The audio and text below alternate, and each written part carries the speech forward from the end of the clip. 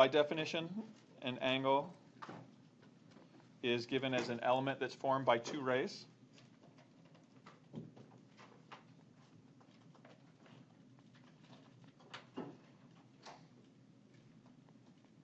That share a common vertex. And so the rays are called sides. So again, here are the two rays, and the common endpoint is called the vertex. And you can see from below that those are the next two concepts, right? So the vertex is the point that's shared by the two rays, and the sides here are the rays themselves. Okay, yeah. We're skipping to that 1.4. So we'll come back. Yeah, I moved that to after 1.5. Yeah. All right. So the different ways to name an angle. Okay, when you are naming an angle, if there's no other angles that sit on that vertex or that have that given vertex, you can name an angle the most basically by just naming it, in this case, angle A. So that's one way to name the angles that we're looking at from the definition. Now, if you come down here to this part down on the bottom right, here we can't name any angle Q. That doesn't exist because there's multiple angles that have that. Angle 1 could be there's 3 different angles that could have angle Q as the vertex. So you can only name it by a single vertex if there's no confusion as to which angle you're talking about.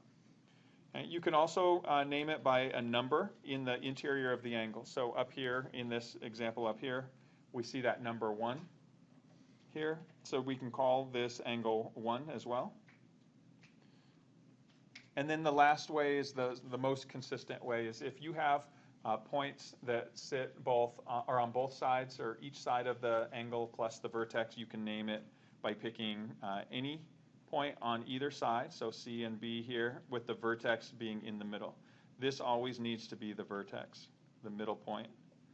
And we could have done it in the other direction, so B and then A and C. So again, you pick one point on each of the sides, and then the vertex is the middle point, and that's the other way to name it. Okay, if we look at the next sort of column of definitions here, the interior of an angle is just that portion you can see that's shaded in between.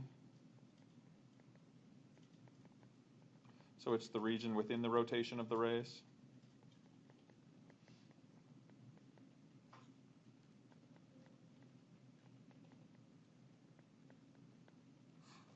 And then the exterior is the other set. So it's the points that are on the outside.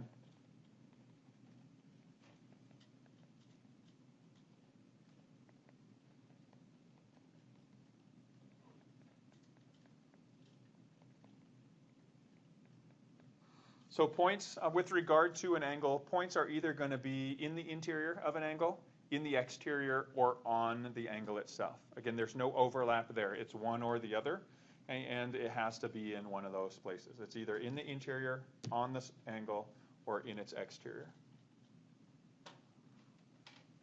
All right, so based on the instructions for naming an angle, I want you to see if you can answer that question there.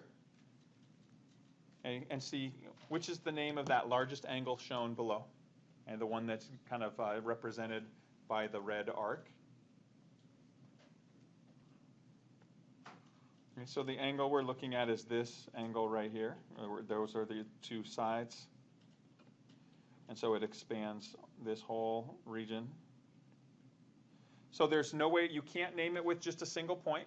Q, that's not even one of the options, but that wouldn't be accepted. You can't name it using the numbers 1 or 2 or even a combination of those. So that one's out of it. And so we're left to just the 3 points. You need 1 point on each side plus the vertex.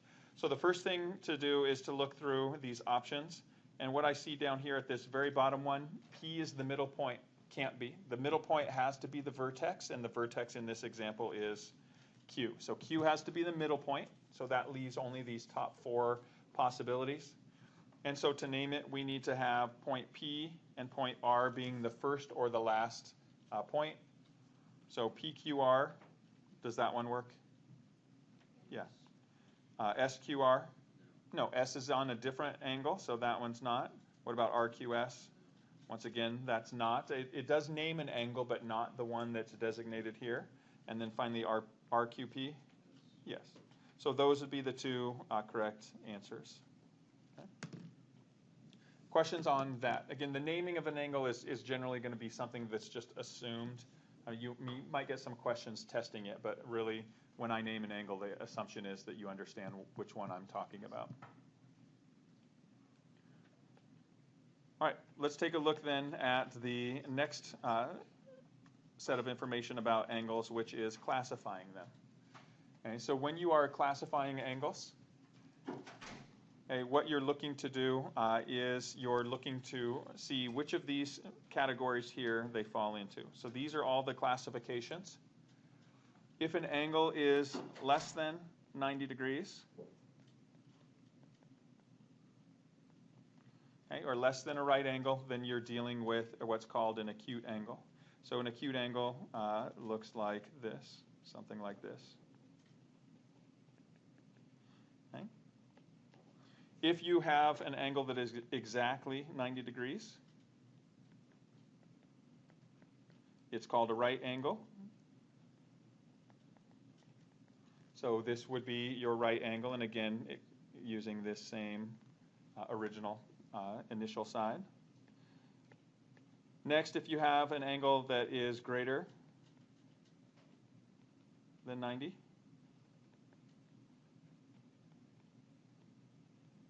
but also less than 180 degrees,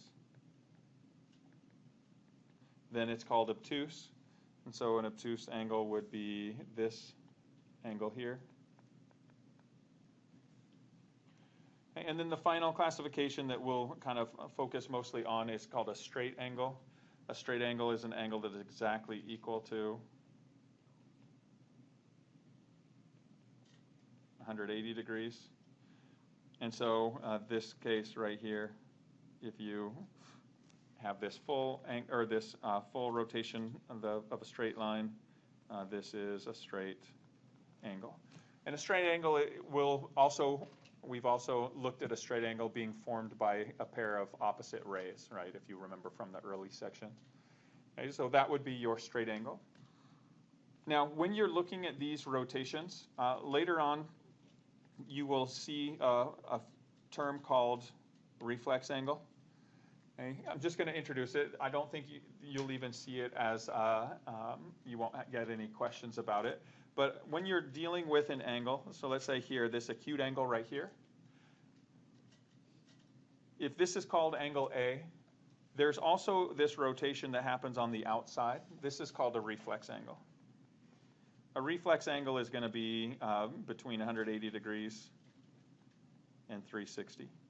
Okay, so it's really just the remaining rotation back to the original starting point for an angle. So for a right angle, the reflex angle is 270 degrees.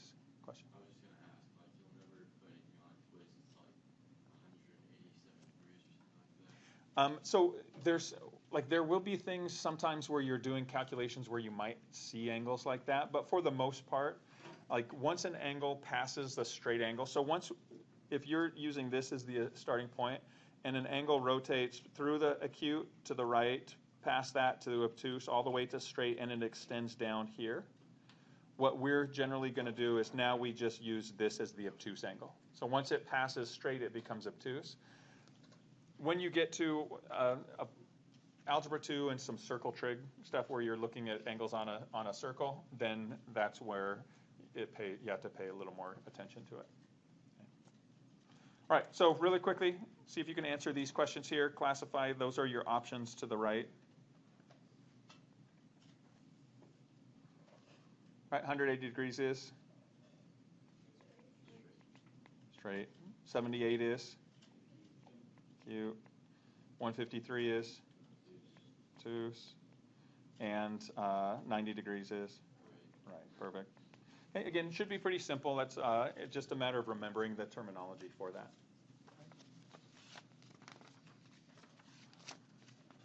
All right, in addition to like classifying from what you see just visually or with angle measures, you actually are going to be asked to calculate or measure angles using a protractor. Again, we're not going to do this physically by hand, but you are going to see examples that look like these, where it's a digital or on the computer, and you match the measure to the angle. So the protractor postulate says the following. Just like with the real numbers on a number line, angle measures correspond to degrees on a protractor.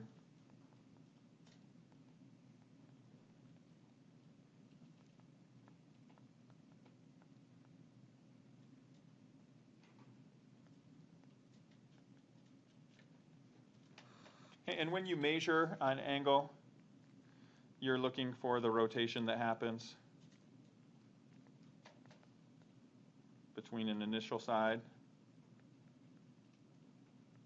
and what's called the terminal side. So here what we see is that this is your initial side. Here, this is your terminal. Terminal means the ending side. And so we're looking for this full rotation. Now notice on a protractor you have two numbers. You have a number above and a number below. Okay, so the easiest thing and the easiest way to kind of find your measures on a protractor is first look at the angle and determine, am I dealing with an acute or obtuse angle? So when I look down here at angle AOB in this example, is AOB, measure of angle AOB. If I'm looking at that, is that an obtuse or an acute angle? It's obtuse. So right now you know you're going to use the angle measure that is greater than 90 degrees. So when I look at where it crosses here, I see it crosses at 40 and 140. Okay, so which of those is the actual measure of AOB? The obtuse angle, which would be 140. Okay, so make sure that you are aware of that. And now, looking at the examples to the right here, you are going to not just find where it crosses, but sometimes you're going to have to actually find what's the difference between where the initial side and terminal side are. And so you can count it. You can use some simple math to calculate it. But I want you to see if you can find the measures for the angles in that problem to the right. Find the measurements. But keep in mind also, the protractor can be read with either leg or either side as being the initial side, right? Because side FE is a 0 on the inner part of the protractor, and side FA is the 0 on the outside part. So use whatever one is easiest for you to see. And so let's look AFB from here to here. What's that measure? You see it right where it crosses right here, 35 degrees. AFC, we rotate all the way to here, gets you 90. Keep rotating here, AFD takes you to 130. And then all the way here takes you to point E, a full straight angle. So there's the from point A. Let's go back and look now from point B. Okay, so from point B to C, so BFC is from 35 degrees to 90 degrees. So when you're calculating that, you can either physically calculate it. Okay, what is 90 minus 35, or what's that difference? 55. Okay, I'm not sure if you can enter calculations on these. You might be able to, but I'm not 100% certain on the problems. Okay, we continue to rotate here. So now it's whatever is easiest for you. So if you could go 35 to 130, if that makes sense to you and counting it or finding the difference, that's fine. But you can also use the inside. So I could have also said from 50 to 145. So notice on this one, 145 on the inside. To me, that's a little bit easier to do the calculation from, right? So if I move from 50 to 145, how far am I moving? 95. Okay. Now go from B to F to E. So again, I'm either going this direction or I'm going from E to B. Which one is going to be easier? Probably E to B, right? Because now you can go on the inside, the inner numbers, and your degree measurement is going to be 145. Okay? And so that would be your answer there. move to C. And so here, if we start at C, CFD, so again, I'm going from 90 to 130. What's that total measure? 40. I can also count 1, 2, 3, or 10, 20, 30, 40. Again, you can count individually. You can use the math to calculate. And then some from C to E, 90. You can go either direction, but I could go from E to C as well. And then my final measurement, D to E, but it's easier probably to go just on the inside, use the inner markings, which is 50. Okay? And so just be aware of that's usually going to be the case. You'll see markings on the inside and outside. Just know which one you're using as you work through that. All right. The next thing is something that is, you can see, it comes from chapter 11. So this is something at the very end. We kind of discussed it a little bit, the circle trig stuff. When you have angles on circles, normally, or a lot of times what you're going to see is you're going to use an angle measurement called radians. Also on your TI-89s, if you look at the mode of a calculator, you might see that RAD is one of the possible modes, and that's a radian mode. Because we're dealing with angles right here, I'm going to discuss that and introduce the radians right now. And this is something that is potentially, this right here, this slide right here, is potentially on the SAT when it starts up in the spring. Okay, and so just knowing that, and it's really just this. There's not much about radians on there other than being able to convert between degrees and radians. So radians is just a way to measure instead of degrees. And the way that works is that 1 radian is the angle measure that cuts off an arc length. And I'll use this as the example. Arc length AB that's equal to the radius of the circle that it's on.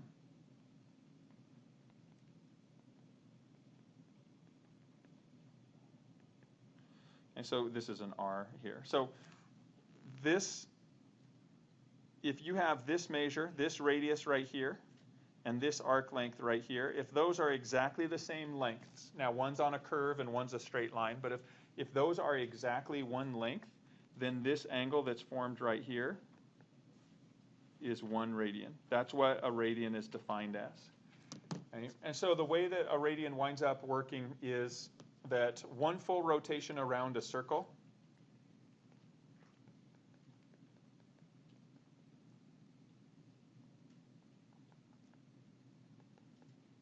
is going to be 2 pi radians.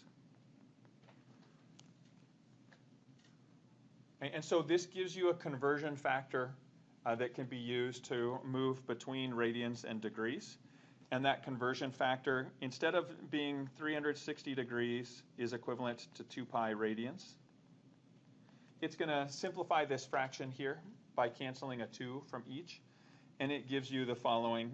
You're going to get 180 degrees is equivalent to pi radians. And so this is the conversion factor you'll use if you start with radians. You can multiply a radian measure by 180 over pi, and that gives you your degrees. Now, if you start with degrees, you're just going to flip that fraction. It's still the same conversion, but it's the radians on top, so pi radians are equivalent to 180 degrees. So when you are looking to convert these, if you want to take 115 degrees and you want to convert it into radians, what you're going to do is you're going to start with 115 degrees.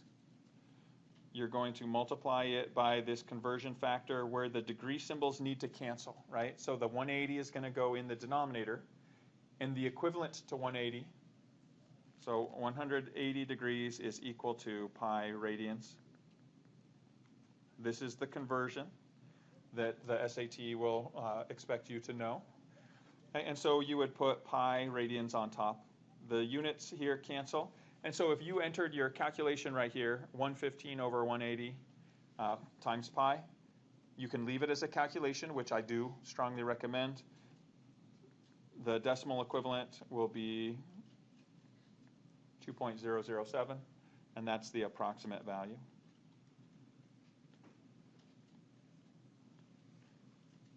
All right, I want you to try the bottom problem and see if you can convert from radians to degrees using the same conversion but in the other order. All right, so here if you start with radians, just copy what you have into your answer field. And then you're going to multiply that by, and what's the conversion? Our radians are in the numerator, right? The units radians are in the numerator. So in order to cancel those out, we need to put the radians in the denominator, which is pi radians is equivalent to 180. So this is the conversion factor. And if you just type this in, you get your correct answer. Now, what would happen if you're calculating it is the pi's cancel. Here, this 18 cancels with 180, leaving 10. 10 times 17 is 170. So this one happens to be one that you could somewhat easily calculate by hand. But you can just leave it as the calculation and you're good. And now, before we move on from this screen, I do want to talk just really quickly a couple things. All right, so radians are created on this circle where your rotation looks like this. And so if you start here and you rotate out, okay, think about this is pi radians. This is a rotation of pi. Pi is approximately 3.14, correct? So what that means is if you rotate halfway at 90 degrees, 90 degrees is half of 3.14. So that's going to be approximately 1.57 is the radian measure here. So would it make sense that an angle of 115 degrees is about 2 radians? So 1.57 is 90 degrees. 3.14 is 180 degrees. So does 2 fall somewhere between there? Yeah, it's probably going to be somewhere around here, right? Does this seem like that would be consistent with 115 degrees? Yeah, it's consistent, right? So knowing the decimal values, the radians are going to be like decimal values, and so they won't always make sense to you. But if you have an angle that is less than 1.5 radians, then you know it's going to be an acute angle. If you have an angle that's between 1.5 and 3.14 radians, it's going to be an obtuse angle, and so on. So it gives you a general sense that you can kind of figure out, does that seem like a reasonable answer? And now, part of the reason that I'm introducing this for 2 reasons. Okay? One, because this is on your SAT. This type of question right here, converting between degrees and radians, you will be asked this next year when you take your SAT on the digital format. Secondly, on MyOpenMath only does trig ratios or angle measurements in radians. And so if you want to continue to use calculations when you enter answers, when we get into trig, which won't be until second semester, okay, but if you're doing, when we're doing sine, cosine, and tangent, this trig values, and you want to just enter the calculation, you have to be able to convert to radians. And so if you're taking like the sine of 45 degrees, you could enter on MyOpenMath sine of 45 times this conversion, pi over 180, and it will do the calculations for you. Otherwise, you have to use your calculator in degree mode. So again, the introduction of this is to try to maybe help a little bit be able to enter calculations as your answers a little bit later in the class. All right, but right now, that's all you're going to do. Just convert between those two, radians to degrees, degrees to radians.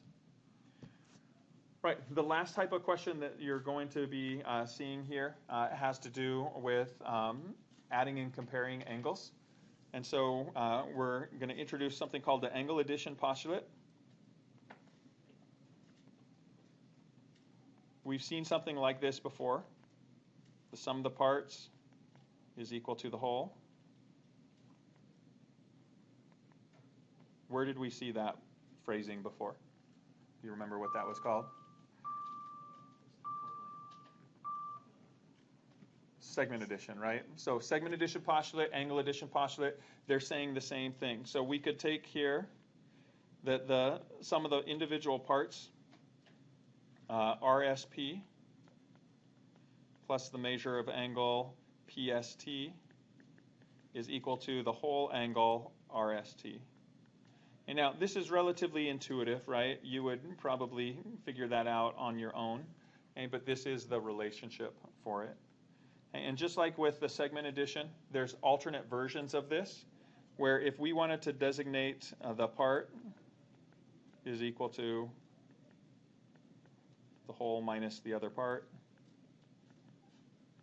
we could also think of it in that form. So if we were looking to isolate RSP, RSP is the whole thing, angle RST minus the other part, PST. Or if we wanted to isolate angle PST, that would equal the whole angle RST minus the other part. Up here you see angle RSP. So these would be your alternate forms of this, but they are all considered angle addition. Now, working with these, it does tend to be an intuitive thing. Okay, so I want you just to try this first question here. See if you can find it. Again, you don't really need to. You probably would have found, or I calculated the correct answer even without going through sort of the more formal angle addition postulate, but see if you can calculate that really quickly, please. So if we know this whole measure, RSP, is 104, and that part, RSV, is 33, what calculation can we use to find the remaining angle, VSP? Subtraction, right? 104 minus, so the whole minus the other part, 33, is equal to that part, which if you calculated it would be 71. So that would be our answer using angle addition, the alternate form for that. So that's, again, the simple part of it, right? You're just given the numbers, you're applying that relationship that the sum of the parts equals the whole, or the part equals the whole minus the other part. You're also going to be asked to calculate for variables and or measures based on this relationship. So I want you to try the next one and see if you can calculate what would the measure of angle PSV equal if you know the relationships that are provided in that problem. Notice here you have part, whole. Obviously you don't have to label them like I did, but that should at least be going through your mind. And so the sum of these parts, if we add them together, 13 plus the quantity 2x plus 4 is equal to the whole, which is given by the expression 6x minus 7. So here is my relationship. And anytime I talk about segment addition or angle addition, arc addition will happen as well when we get into circles. Okay, but I will always describe those by words, the phrase, the sum of the parts equals the whole, or the part equals the whole minus the other part. I'll always use those words first because it allows you to go straight to this equation. The sum of the parts equals the whole. And now that you have this equation, we have an equation with one variable, which we talked about in the algebra review. So we get rid of our grouping symbols, nothing to distribute here. We combine our like terms, so let's move our x's to the right, and we'll move our constants over to the other side. Okay, and so when calculating here, we get 13 plus 4 and 7, which is 11. 13 plus 11 is 24. Here we get 6x minus 2x is 4x. Isolate the x by dividing both sides by 4. So 24 divided by x gives us 6. If we enter 6, it's going to mark it wrong, and you're going to wonder, wait, I did everything right, which you did, except it's not asking for x. It's asking for PSV. So once you find your x value, you can either plug it in, and this part could have been done even to begin with. If we know that PSV is 2x plus 4, you know it's 2 times some value plus 4. Once we find what x is equal to, we plug that in right here. And so we could enter our answer as a calculation here. 2 times 6 is 12. 12 plus 4 gives you 16. You could also enter it as the calculated value. But those would be the ways that you can represent your answers. Okay? If it had asked you to find the measure of angle PST, you would have plugged it into this other equation. Rowan? When you enter it into like the answer box or whatever, do you have to put parentheses around the entire thing, like around the 2 and the 4? No. Okay. So when you start your calculations, like first of all, never equal or never put x equals. Don't write an equal sign unless it's specifically asking you for an equation, okay, which it rarely will do. So just put the answer, but no, it'll automatically use order of operations for everything that you do here. All right, questions on those angle additions? All right, the final concept is going to be something that, once again, we talked about congruence of segments. We're going to look at congruence of angles as well. Okay, congruent angles, congruence means they're equal in all respects. So congruent angles are angles with the same measure. Okay, and just like with congruent segments, congruence can be indicated with tick marks. So we could say that these two angles are equal with the corresponding tick marks. And the statement would be angle A is congruent to angle B. Or if we're dealing with measures, the measures are equal. So if we're looking for calculations and measurements, then we use the little m in front of an angle to indicate the measure of the angle. If all we want are the physical angles themselves, then those angles are congruent to each other. So measurements are equal, the angles and physical elements are congruent. And just like with segment bisector, angle bisector kind of has that same definition, and that is an angle bisector is specifically the ray that cuts an angle into two congruent angles.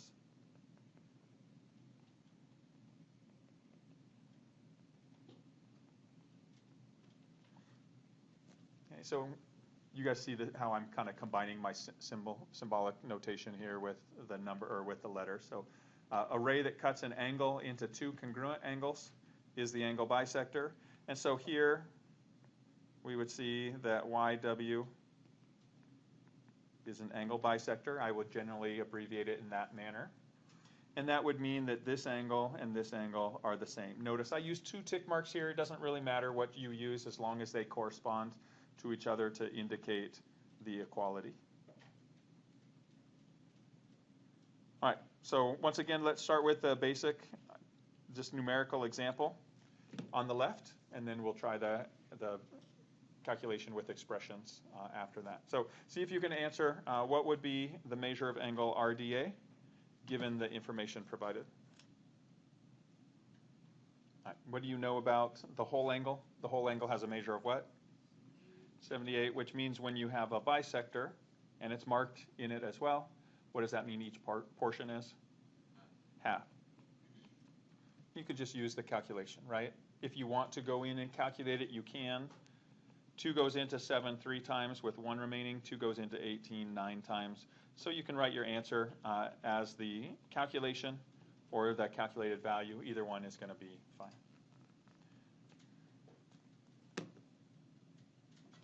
All right.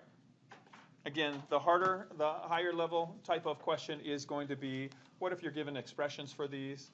Notice in this question, they ask you for both. What's the variable, and can you evaluate an angle by plugging that variable in?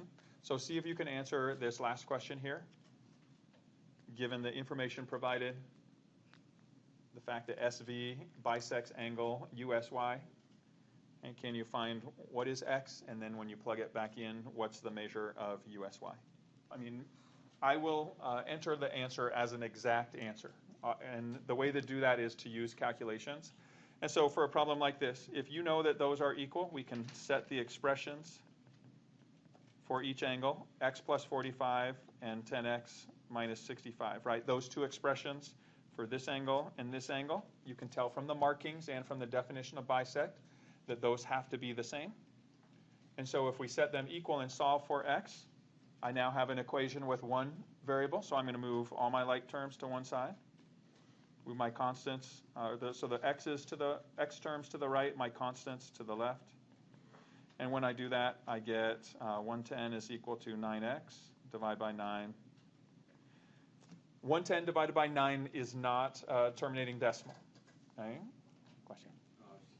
Oh, and so what did you get for your x? I just plugged in 110 for x plus 45, so I just had 110 over 9 plus 45. Perfect. And that's what I strongly recommend. So you have your x value. If you want to, and it'll show you the decimal here. Okay, but you can, as long as you do at least the 3 decimals, you're good, but I do recommend just put your fraction form in, even if it's a fraction that can be reduced, you don't have to reduce it. There's really no reason to risk reducing it incorrectly or making a careless mistake. Just enter the calculation that you get, and the best way to do the exact answer is, notice it's asking for USW here, USY. So when you are looking at U, S, and Y, and you plug that in, what is the solution that you can enter? 110 over 9 plus 45, and in parentheses times 2. Okay, so if you plug it in and find what one of these angles is, so 110 over 9 plus 45 gives you this angle right here, and you know that there's 2 of them. Oops, you can just use the multiplication by 2, and that will give you your solution. Okay? And so if you calculated this, you're going to get something around 114.4. Okay? But there's no need to do or enter the calculated value, just enter the calculation itself. Okay? Where again, this is one of your angles. You could have also used 10 times 110 over 9 minus 65, but this calculation right here is a simpler one to enter. And then you're going to double it because both of these are the same angle, and that's going to give you your whole measurement for that. Okay? Again, make sure you multiply by 2.